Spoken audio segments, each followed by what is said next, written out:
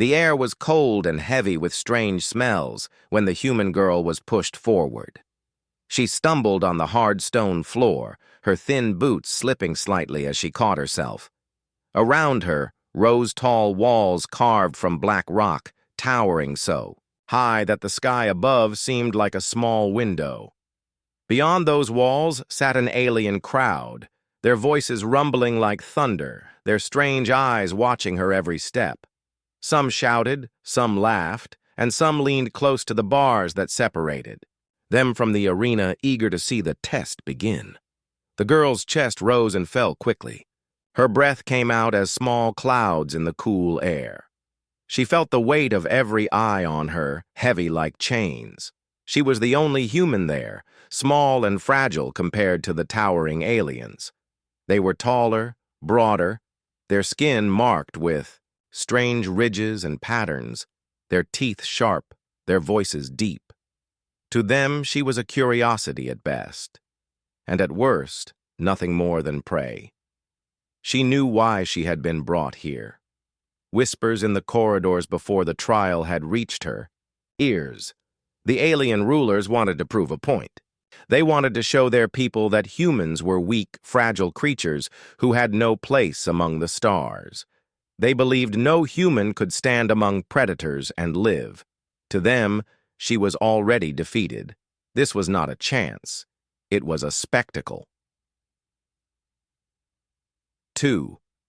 Guards, their armor gleaming under the pale arena light, shoved her forward until she stood at the center of the ring. The ground was covered in rough sand and dust. She looked down at it, clutching her hands together to stop them from shaking.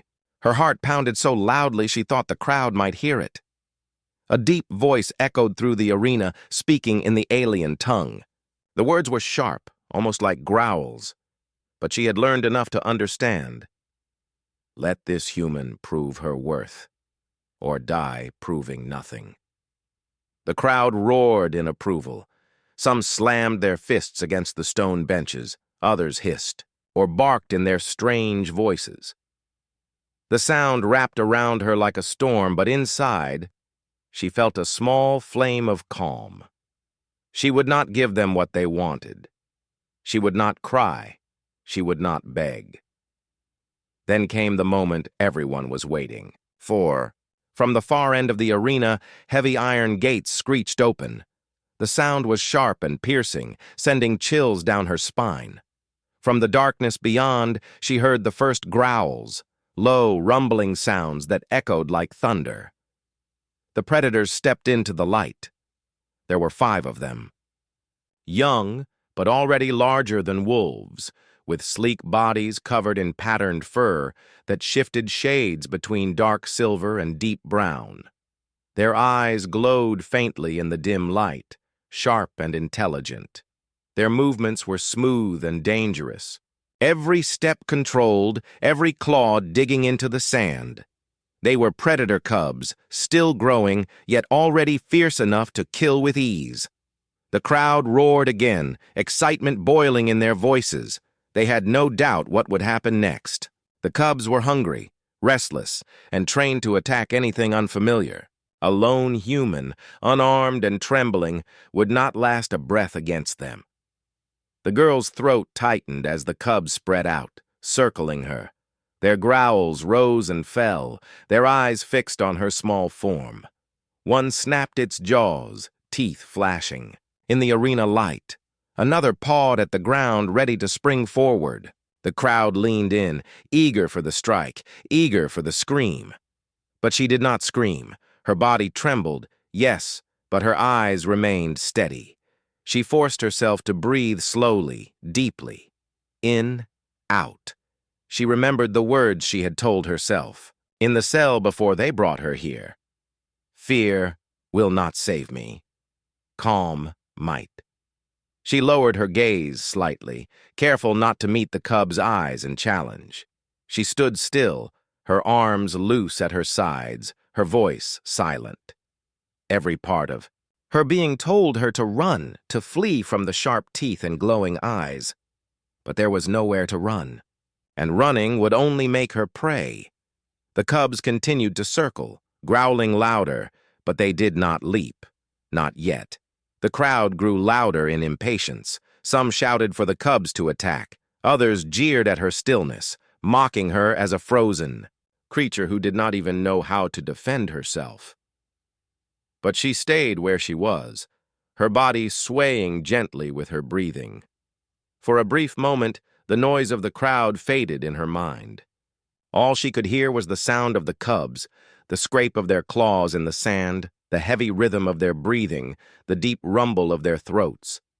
She felt the cold air bite at her skin, but she stood her ground.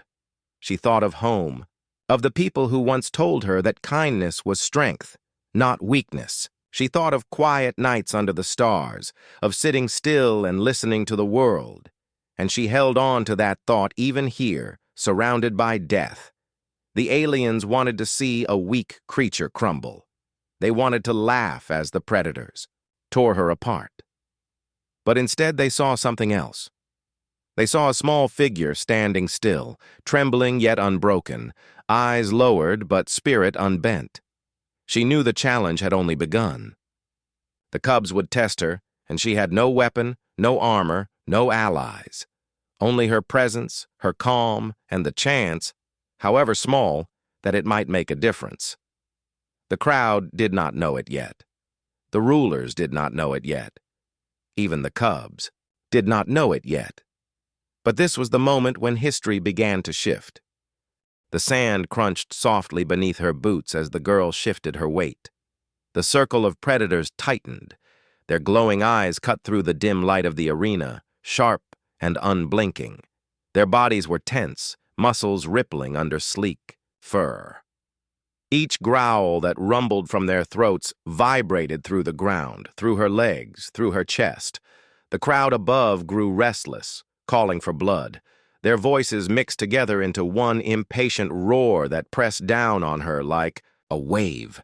She could feel her heart hammering, but she forced herself to breathe slowly, evenly.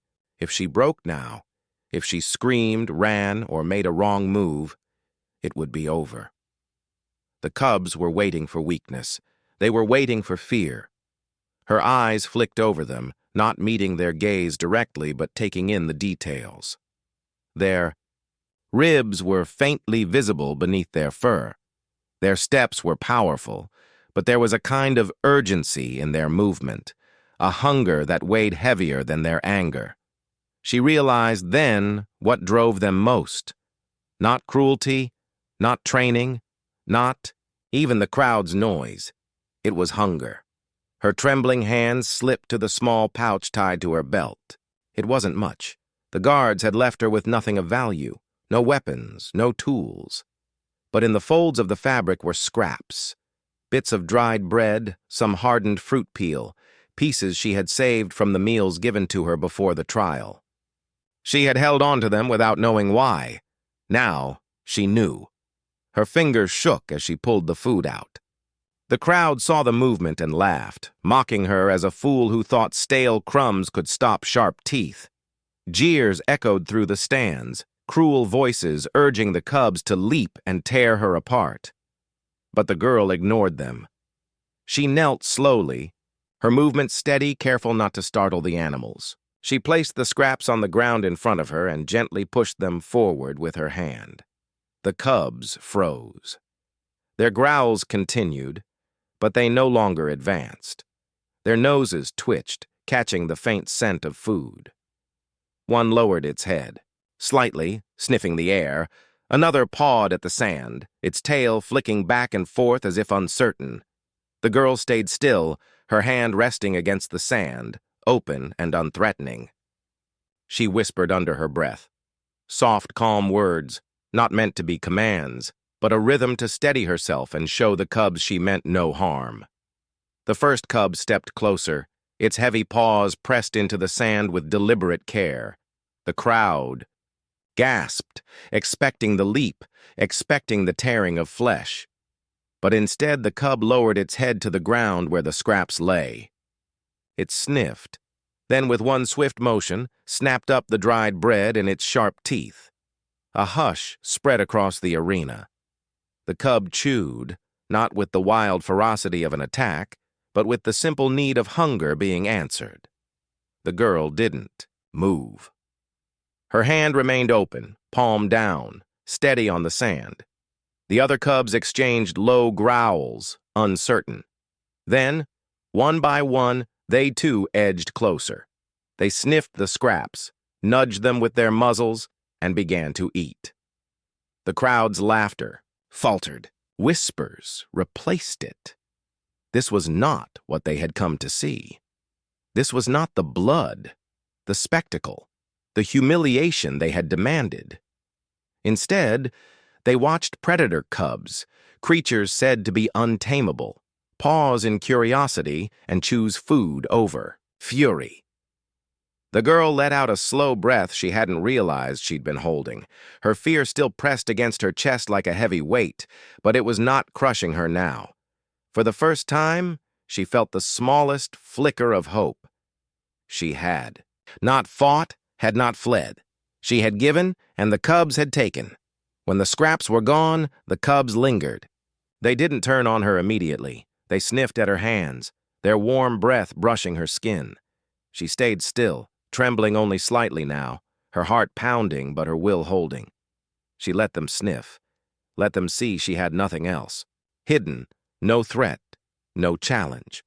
Above, the alien rulers shifted in their seats.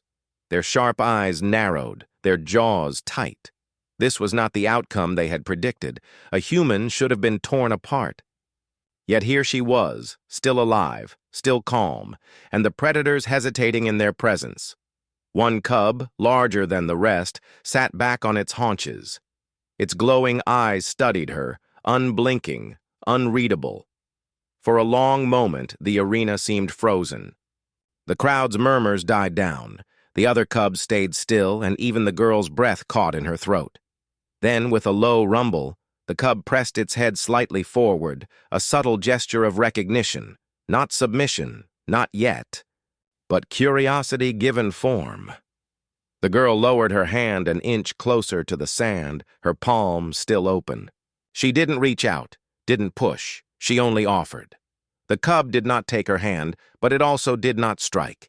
Instead, it lowered its head once more, resting its muzzle briefly near the sand where her hand lay, then pulled back. The bond was not yet formed, but a beginning had been made. The girl understood then that survival would not come from strength or speed. It would come from patience, from trust, from giving instead of taking. And though the crowd could not yet see it, though the rulers could not yet accept it, the moment the cubs paused for scraps of food instead of blood was the moment everything began to change. The air in the arena had shifted. The crowd that once roared with laughter and anticipation now sat in an uneasy quiet. The predators had not attacked. They had not torn her apart like the rulers promised they would. Instead, they circled slowly, hesitating, their eyes darting between the scraps of food on the sand and the strange calmness of the human girl. Her hands trembled slightly, but she kept them steady on the ground. The cubs were close enough that she could hear the sound of their breathing, heavy and sharp, like wind pushing through narrow rocks. Every instinct screamed at her to run, to climb the walls, to shout for help, but she knew none of those things would save her. The only chance she had was to remain still, patient, and open. One cub, smaller than the others but braver, stepped forward. Its paws sank into the sand as it leaned down and sniffed. The scent of dried bread and fruit scraps caught its nose. Its ears flicked back for a moment, then forward again as it lowered its muzzle closer. The girl didn't move, didn't even blink too quickly. She let it sniff, let it decide. Finally, with a quick motion, the cub snapped up a piece of bread. The crunch echoed louder than the crowd's whispers. It chewed carefully, then licked the ground, searching for more. Another cub moved closer, its growl low but uncertain. It glanced at the girl, its glowing eyes locking with hers for the briefest second. She lowered her gaze, showing no challenge, no threat. The cub dipped its head and took a piece of fruit peel from the ground. Its teeth shredded it, not with violence, but with hunger. The human girl exhaled softly. Her chest ached from holding her breath for too long, but she didn't let her relief show. Instead, she slowly lifted her hand. In her palm lay the last piece of food, a small fragment of dried bread. Her arm shook slightly from fear and cold, but she held it out anyway. The cubs paused. The crowd leaned forward, eyes wide, waiting for the mistake, the sudden lunge, the tearing of flesh. But it didn't happen. The first cub, the brave one, stepped, closer again. Its hot breath brushed over her hand as it sniffed the bread. Her skin prickled, every nerve alive with terror and wonder. Then, with a gentle motion far different from the sharpness of its teeth, the cub took the bread from her palm. The arena fell silent. The sight was so strange, so impossible, that even the alien rulers shifted uncomfortably in their seats. The predators, born and raised in a world of claws and dominance, were eating from a human hand. Another cub approached. Its muzzle brushed against her skin, rough fur against her wrist, as it carefully picked the crumbs from her open palm. The girl kept her hand steady, though inside her heart raced faster with each passing second. She could feel the weight of the moment pressing down on her, not just for her survival, but for what it meant. The cubs were not attacking. They were sharing. The crowd, once loud and demanding blood, now whispered among themselves. They could not understand what they were seeing. For generations, they had been told these creatures could never be tamed, never be reasoned with. Yet here they were, lowering their heads to eat gently from a human's hand. The girl slowly lowered her other hand to the ground, palm open and empty. She showed them she had nothing to hide, no trick, no weapon. The cubs sniffed, nudged her fingers, and pressed closer. Their warm bodies brushed against her knees as they settled near her, not as predators ready to strike, but as animals who had chosen to trust.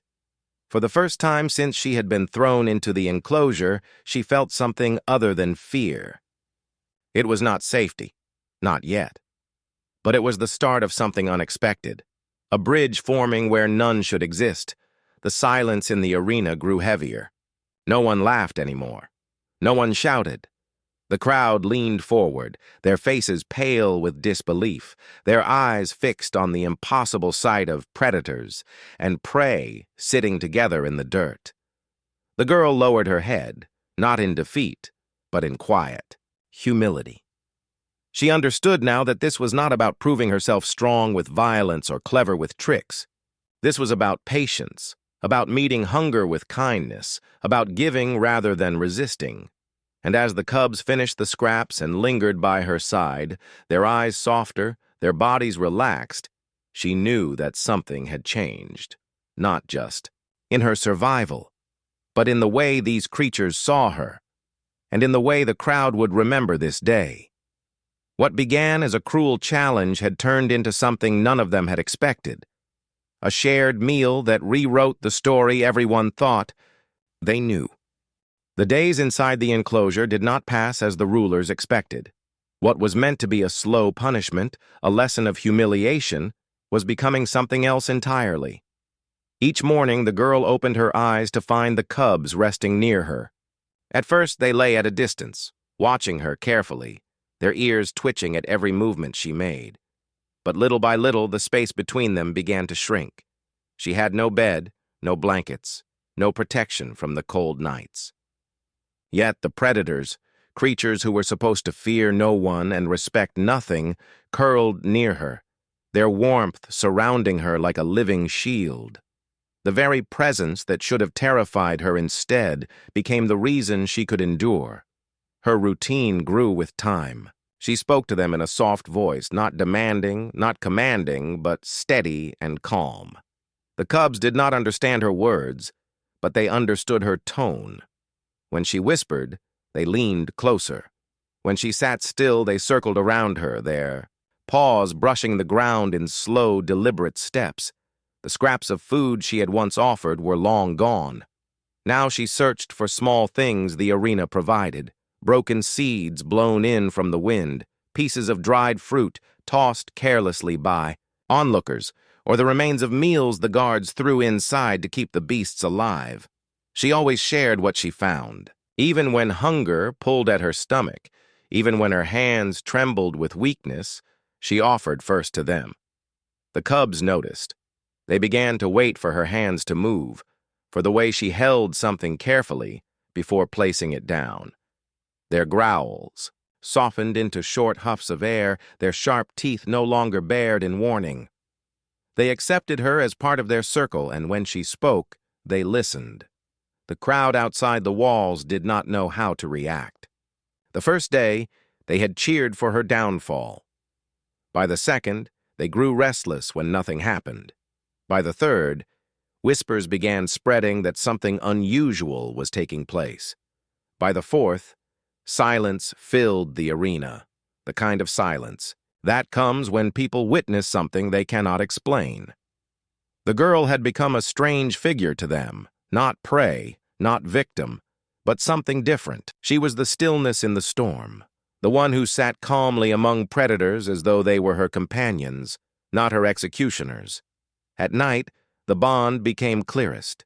When the winds howled and the cold cut through her skin, the cubs pressed closer. She could feel their breathing against her arms, the heavy rhythm of their hearts near her chest. They trusted her not to harm them, and in return they gave her the warmth of their bodies, a gift more powerful than any weapon she could have carried. One evening, as she sat in the corner of the enclosure, she placed her hand gently on the back of one cub. Its fur was thick and coarse, its muscles tense beneath her touch. For a long moment it stayed frozen, deciding whether to strike or move away. But then, slowly, it relaxed. The cub lowered its head onto her lap, its eyes closing as though it had known her all its life. The other cubs followed, circling tighter, leaning into her space without fear. She ran her hands over their heads, their backs, her fingers brushing, against scars and scratches from battles she would never know. They accepted her touch, not as an act of dominance, but as a sign of belonging. The guards who stood watch shifted uncomfortably, whispering among themselves. This was not what they had been ordered to see. This was not the story the rulers wanted told, yet none of them could deny what was in front of them. The arena, built for blood and spectacle, had become something entirely different, a quiet place of trust, where predator and prey no longer existed, only companions learning from each other. As the days stretched on, the cubs began to mimic her in small ways. When she sat quietly for long stretches, they too sat still, their eyes soft instead of sharp. When she lowered her voice, they hushed their growls. When she reached for scraps, they waited rather than fought. It was as though her patience had reshaped them, softening the instincts that once defined them, and the girl herself began to change. She no longer sat trembling, no longer counted the hours in dread. She moved with quiet purpose, knowing that eyes, both animal and alien, were watching. Each gesture, each act of calmness, was no longer for her alone, but for the bond she had created. She had stepped into a role she never asked for, never expected, the heart of a pack that was not supposed to exist. The rulers grew uneasy. They had thrown her into the enclosure expecting screams, torn flesh, and the proof of human weakness. Instead, they were faced with something more dangerous, proof that strength did not always roar. Strength could be silent. Strength could be patient. Strength could build trust instead of fear. One by one, whispers spread across the academy, then across the city beyond its walls. Students who had once laughed now peered through the bars, their faces pale, their eyes wide. They expected violence, but all they saw was peace. The predators lay at her feet, their bodies relaxed, their ears flicking only when she spoke. She had turned the impossible into something undeniable. The arena no longer felt like a cage. It felt like a sanctuary, and as each day passed, the legend grew stronger. Not because of blood spilled or power taken, but because one human girl had shown that even in a place built for cruelty, compassion could grow roots.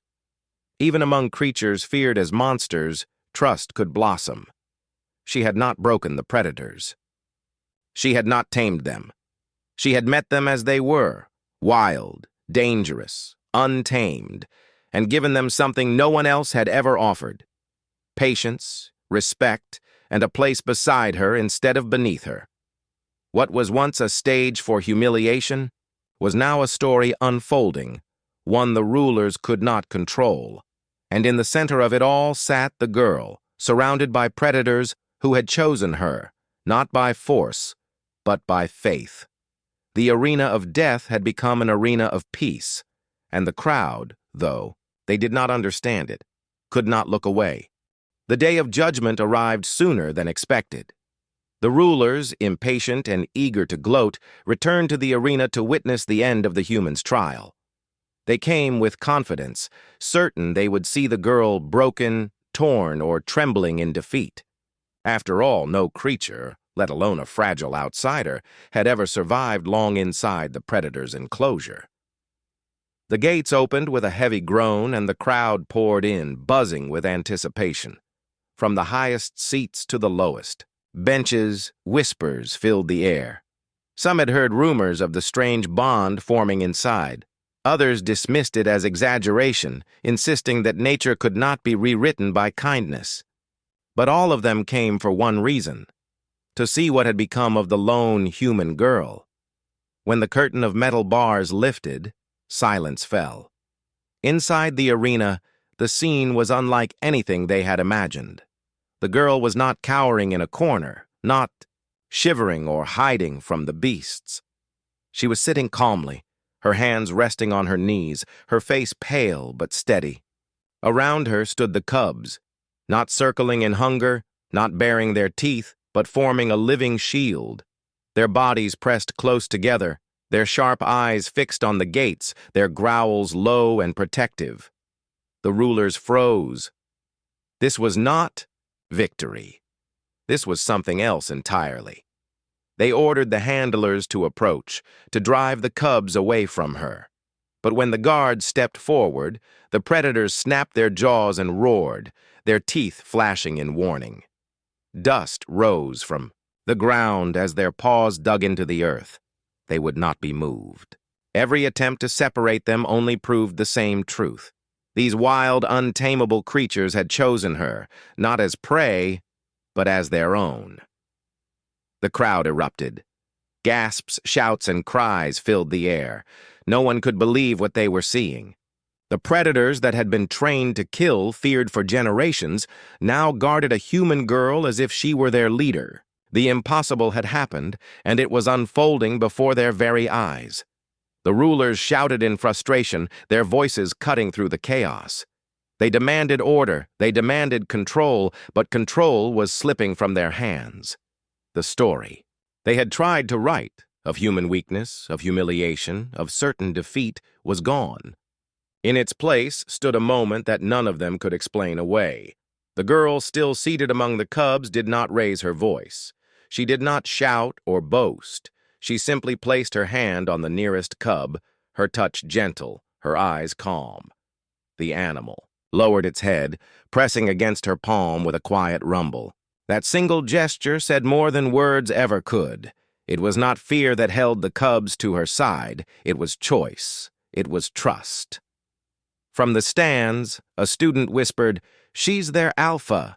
The words spread like fire, first in murmurs, then in shouts, until the arena itself echoed with the claim. "Alpha! Alpha! Alpha!" The chant grew, drowning out the rulers' protests. What had begun as mockery had transformed into legend before their very eyes. That day, no blood was spilled, no spectacle of violence was delivered.